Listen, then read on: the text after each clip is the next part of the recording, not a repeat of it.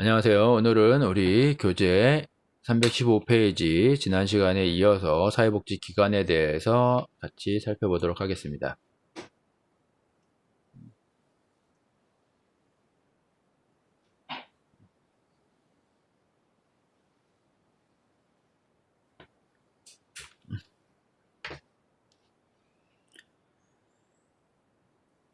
사회복지기관은 우리 전달체계 역할을 하고 있는 일선에서 서비스를 제공하는 담당하는 그런 곳이죠.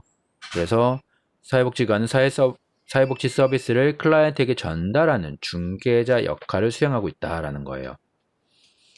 우리가 이제 많은 각종 서비스법들을 배웠는데 그 서비스법들을 주로 담당하는 게 누구냐? 우리 공공부조라든가 사회보험은 주로 이제 정부가 담당을 하는 거죠. 지자체라든가. 그러나 각종 우리 서비스법, 이 서비스법들의 담당, 최일선에서 제공하는 거는 사회복지기관이라는 거죠.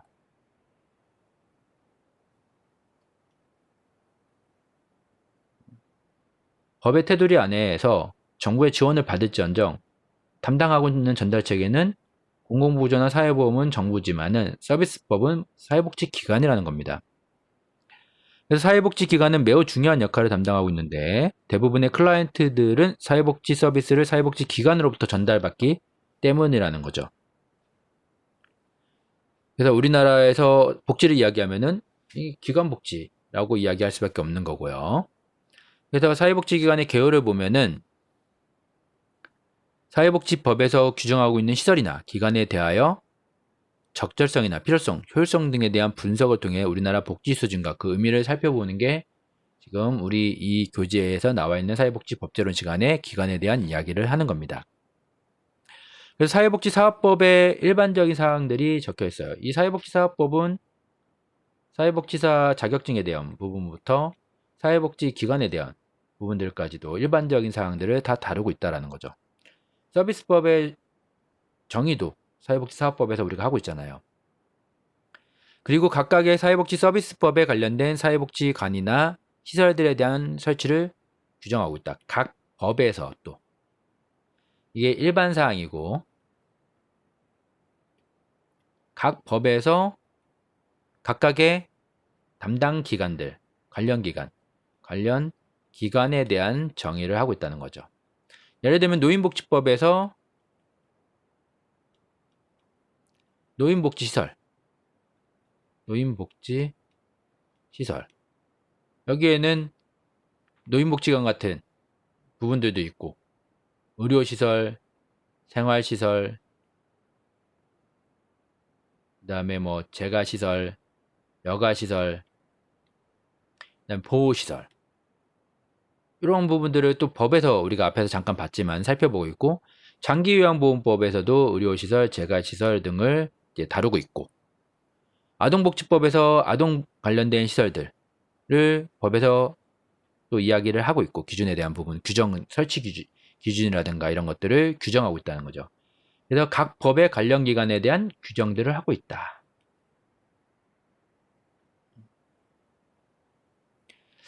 그래서 우리는 이런 사회복지기관에 대한 부분은 넓은 의미에서 사회복지관 또는 사회복지시설을 의미하는데 사회복지기관은 사회복지관 또는 사회관이라 부르기도 하였으며 사회복지 사업을 시행할 목적으로 설치된 시설. 그러니까 우리 법에서 보면은 사회복지 사업을 실행할 목적으로 설치된 시설이라는 거죠. 그래서 이거를 우리는 사회복지관 또는 우리가 사회관이라고 부른다고 했지만 사회복지시설, 사회복지관 또는 사회복지시설이라고 이야기를 한다는 거예요. 우리가 복지관 하는 것들이 이제 사회복지관을 이야기하는 거고 기타 다른 시설들, 요양원이라든가 지역아동센터라든가 장애인시설이라든가 이건 사회복지시설로 우리가 이야기를 하는 거죠.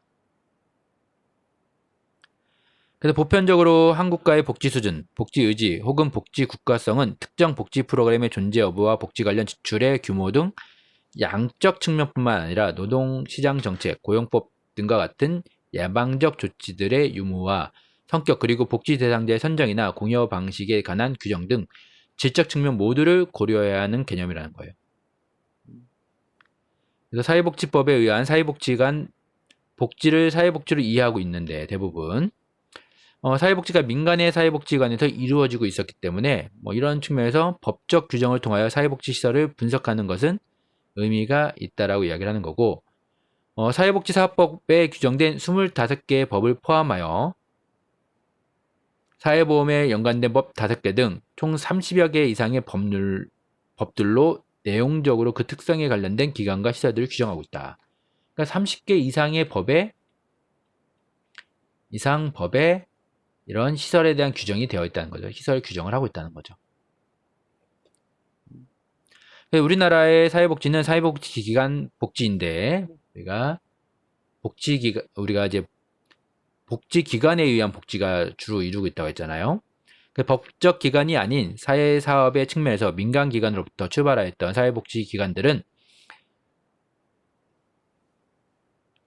형상적으로도 국립도 사립도 아닌 중간적인 입장을 유지하고 있다. 이러한 사회복지관이나 사회복지시설의 위상이 전문적인 것을 요구하는 국가의 간섭으로부터 자유롭지 않으며 보조금을 받기 때문에 자유로울 수 없죠.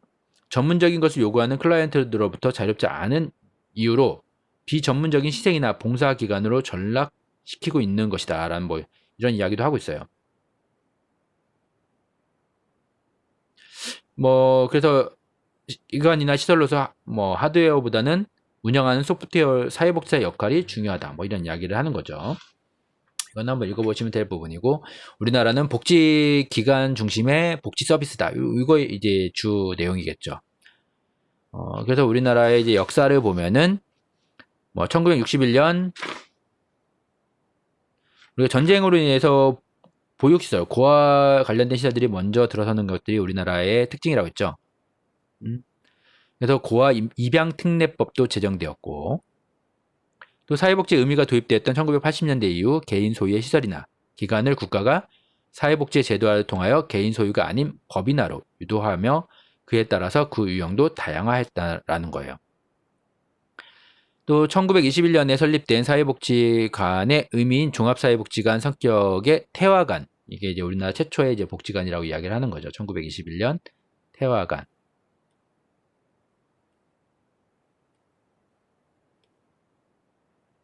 그 이후 1960년대 사회복지에 연관된 법들이 제정되었음에도 기관이나 시설에 대한 규정은 별로 보이지 않았다라는 거예요. 그러다가 이제 80년대 말까지 우리나라의 사회복지기관은 다양성과 그 수에 있어서 매우 미흡하였고 실질적으로 기관과 시설의 유형은 사회복지법들의 제정 결과로 다양화되기 시작했다라고 얘기를 합니다. 또 98년 IMF 경제 이후에 98년 항상 나오는 게 IMF죠. IMF 경제 위기로 인한 약자들의 저임금 노동자, 실업자, 노약자, 장애인, 시장에서 탈락한 사람들에 대한 관심과 성장 유지의 정책으로부터 분배에 대한 중요성을 사회복지 정책으로 이어졌으며 그 결과로 다양한 종류의 기관과 시설들이 이 이후에 결국은 다양한 사회복지 기관들이 설립됐다는 거죠. 기관들이 건립됐다. 그래서 사회복지 시설에 대한 질적 수준도 중요하지만 가장 기본적인 척도는 양적인 접근이라고 볼 수 있다는 거죠. 아무리 질적 서비스를 강조하고 싶어도 우선은 이 기관의 수가 부족하다라고 하면은 절대적으로 부족하다라고 하면은 문제가 되겠죠. 지금 우리나라에서도 지금 학대 아동에 대한 학대 아동 보호소가 현저히 부족하다고 하죠. 이 학대 아동 보호소에 대한 질을 논의하기 전에 이 숫자가 먼저 보장이 돼야 되는 거예요. 그러니까 어린이집 같은 경우에도 처음에 어린이집 모든 시설이 그래요. 양적인 부분을 늘리고 그 다음에 이제 질적인 부분에 대해서 접근을 하는 거죠.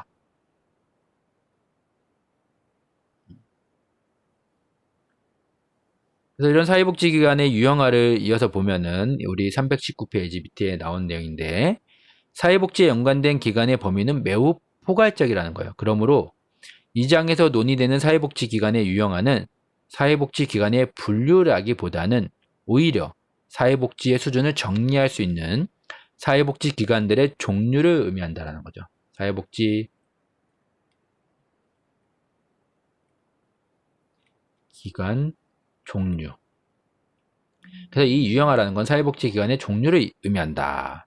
그래서 우리나라 사회복지기관은 사회복지를 실천하는 데 있어 매우 중대한 역할을 하고 있는데, 넓은 의미의 사회복지에서 본다면 우리나라에서 보육은 매우 중요한데 실질적으로 보육을 담당하는 유치원이나 어린이집 등의 70% 이상이 민간에 의해서 운영이 되고 있다는 거예요. 이런 사실로부터 추측하여 본다면 우리나라의 사회복지는 민간이 운영하는 시설이나 기관에 의해 종속되어 있다는 거예요. 그 유형은 아래와 같이 네 가지로 구분할 수 있을 것인데, 첫 번째가 종합사회복지관,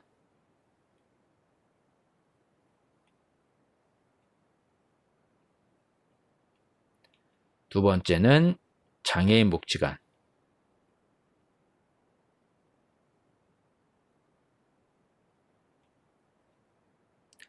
세 번째는 노인복지관, 네 번째는 장애아동 어린이집,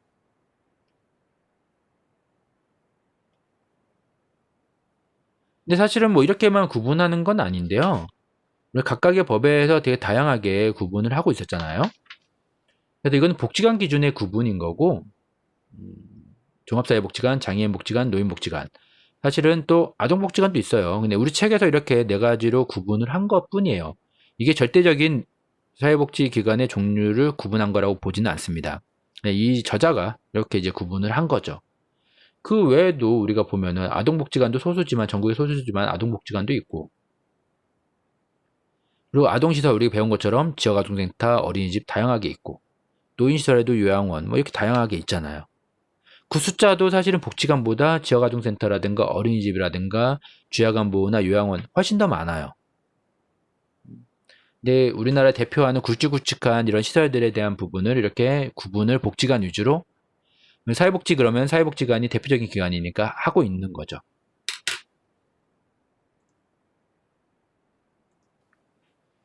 그래서 우선 우리 교재 중심으로 먼저 설명을 해보면은, 각각의 서비스법에서는 우리가 또 보면서 관련된 시설들을 다 살펴봤기 때문에 아마 여기서는 앞에서 각 서비스 관련된 법별로 시설들을 봤기 때문에 복지관 위주로 유형을 구분한 것 같아요. 종합사회복지관은 뭐 우리가 이야기 사회복지관의 설립 근거는 사회복지사업법에 의해서 만들어지는, 법의 근거가 있어야 돼요. 우리는 법제론 시간이니까 법적 근거를 보는 거잖아요. 사회복지관이란 지역사회를 기반으로 일정한 시설과 전문 인력을 갖추고 지역 주민의 참여와 협력을 통하여 지역사회 복지 문제를 예방하고 해결하기 위하여 종합적인 복지 서비스를 제공하는 시설을 말한다는 규정에 근거할 수 있다. 사회복지사업법 제2조 5항에 있는 내용인 것, 5호에 있는 내용을 가지고 이야기를 하는 거죠.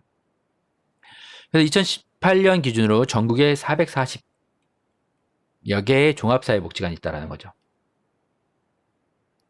전국에 사실은 복지관 수가, 단독복지관, 이게 종합사회복지관, 그 다음에 장애인이나 노인, 아동 단독복지관인데, 단독복지관 다 포함해도 1000개 정도밖에 안 돼요. 소규모 복지관까지 다 포함해도. 요즘은 이제 소규모 노인복지관 이런 게 많아진다고 했잖아요. 그래서 여러분들이 복지관 들어가는 게 그만큼 어렵다라고 대기업이라고 사회복지 쪽에서는 이야기를 하는 이유죠. 그래서 이 역할과 기능의 측면에서는 종합사회복지관은 말 그대로 사회복지의 모든 분야를 시행하고 있다는 거예요. 노인, 장애인, 여성, 아동 다 하는 거예요. 다. 그래서 그 지역에서 필요로 하는 사업을 전개하고 전개할 수 있는 복지기관이라 할 수 있고, 우리나라 최초의 사회복지관은 태화여자관, 앞에서 이야기했던 1921년 태화관, 현재는 종합사회복지관으로 태화기독교사회복지관이라는 기관명으로 아직까지도 활동을 하고 있어요. 1921년 태화관, 이게 지금은 태화기독교사회복지관. 지금 현재 우리나라의 사회복지에 있어서는 이 민간이 차지하는 비율이 절대적이라고 했는데, 민간 중에서도 종교기관이 차지하는 비율은 절대적일 수밖에 없어요. 종교기관 중에서도 사실은 기독교, 천주교, 불교가 대부분 차지하고 있는데 그 중에서도 기독교가 제일 많이 비중을 차지하고 있다라는 거죠. 태아 기독교 우리가 사회복지관이라고 이야기하고 있는데, 근데 천주교나 불교는 이제 보통 이제 조직이 되어 있는 반면에 기독교는 각 교회별로 또 각 움직이다 보니까 규모가 하나로 보이지 않아서 좀 작아 보이는 부분이 상대적으로 있는데 실제로는 가장 많은 비율을 차지하고 있죠. 그래서 이것들을 우리가 떼고는 이야기할 수 없는 부분도 사실은 현재 상황이에요.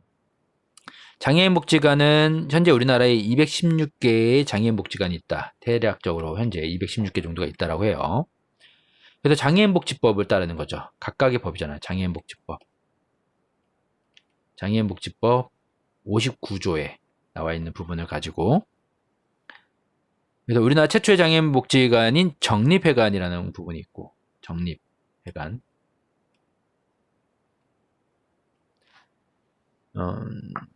또 2011년에 재건축도 되었고, 각종 장애에 해당하는 분야에 대한 강론적인 측면에서 기관이나 시설들의 설치를 규정하는 법들이 제정되고 있다는 거고요. 또 노인복지관 같은 경우에도 2018년 기준 344개. 보세요. 440개, 340개, 그러면 뭐 700, 800개, 1000개. 그렇죠? 1000개 정도가 되는 거죠, 지금. 합치면은 500, 이게 560개고 440개니까 1000개죠. 1000개 정도. 소규모까지 하면 1000개가 좀 넘는 상황이 될 거예요. 지금은 이제 많아져서. 네, 그 정도 규모. 근데 1년에 사회복지사들 졸업하는 학생들은 적어도 3, 4 천명이 아니라 3, 4만 명. 점점 이제 줄어들고 있긴 한데.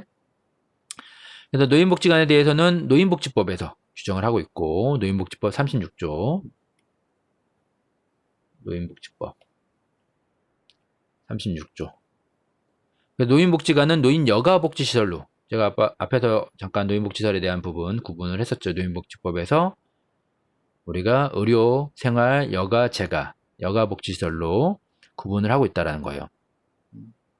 그 노인복지관의 역할에 대해서도 저렴한 요금으로 노인의 교양, 취미생활, 사회참여활동 등에 대한 각종 정보와 서비스를 제공하고 건강 증진 및 질병 예방과 소득 보장, 재가복지, 그 밖에 노인의 복지 증진에 필요한 서비스를 제공함으로 목적으로 설립되었다라는 거죠. 장애아동 어린이집 같은 경우에는 장애인복지법, 이것도 장애인복지관과 마찬가지로 장애인복지법에서 58조 5호 장애인 등에 대한 특수교육법 18조 1항에 만 3세 미만의 장애 영아의 보호자는 조기 교육이 필요한 경우 교육장에서 교육을 요구할 수 있다. 이런 규정들을 하고 있다는 거죠.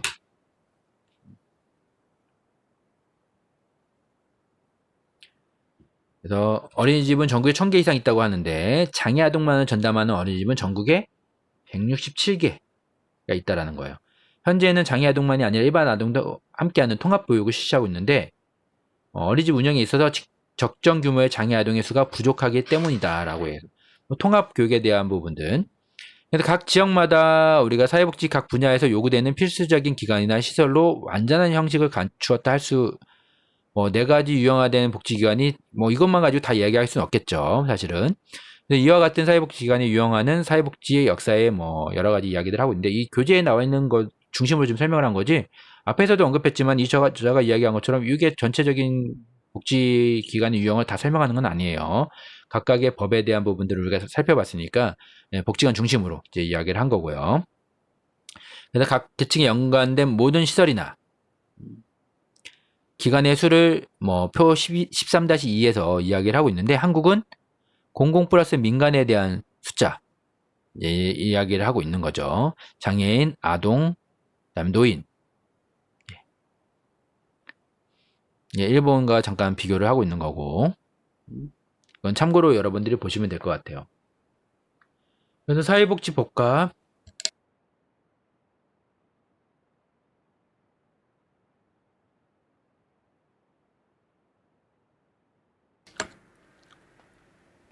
사회복지기관에 대해서 이어서 323페이지 살펴보도록 하겠습니다.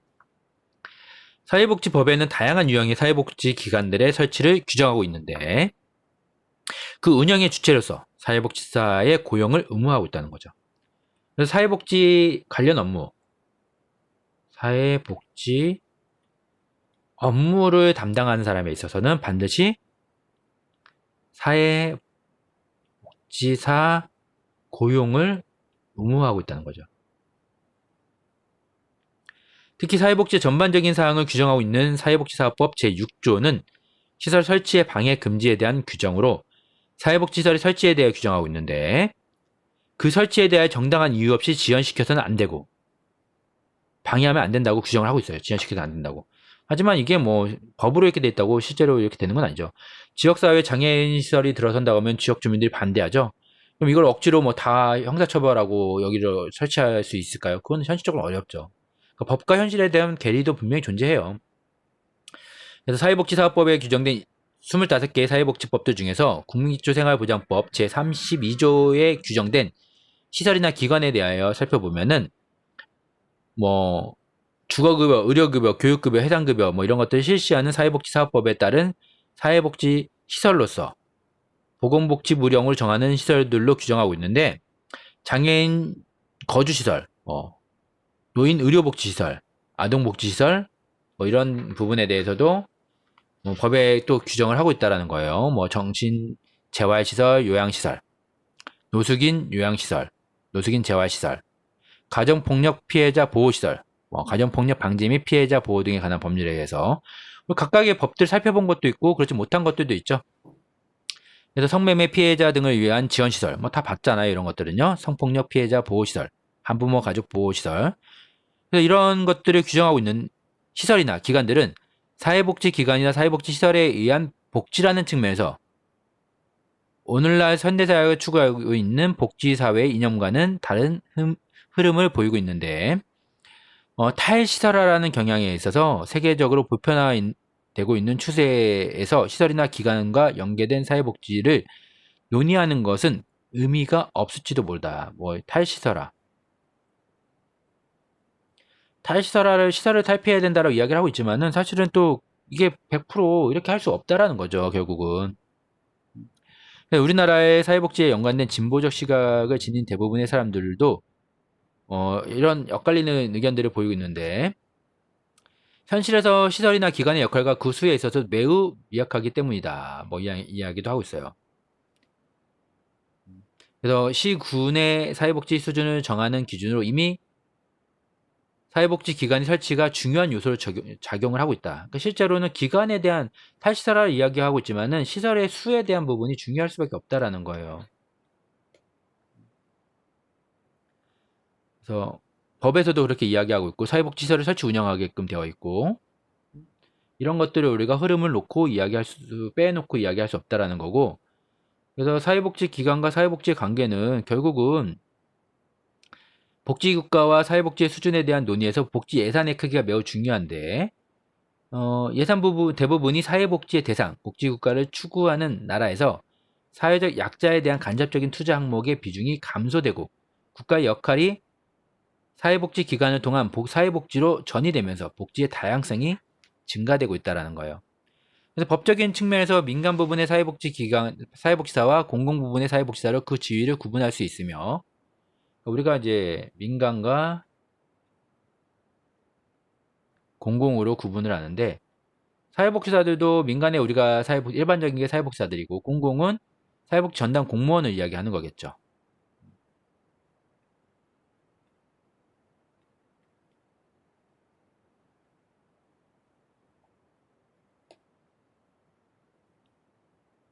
그래서 사회복지 기관에 의해서 사회복지 실천이 이루어지는 게 우리나라의 특징이라고 이미 이야기했어요.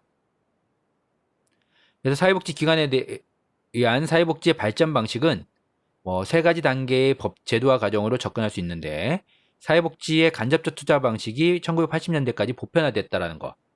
둘째가 1980년대 후반부터 부분적 제도화에 의한 사회복지 실천. 셋째가 90년대 후반부터 민간에 의한 위탁 또는 설립된 기관에 의한 사회복지 실천.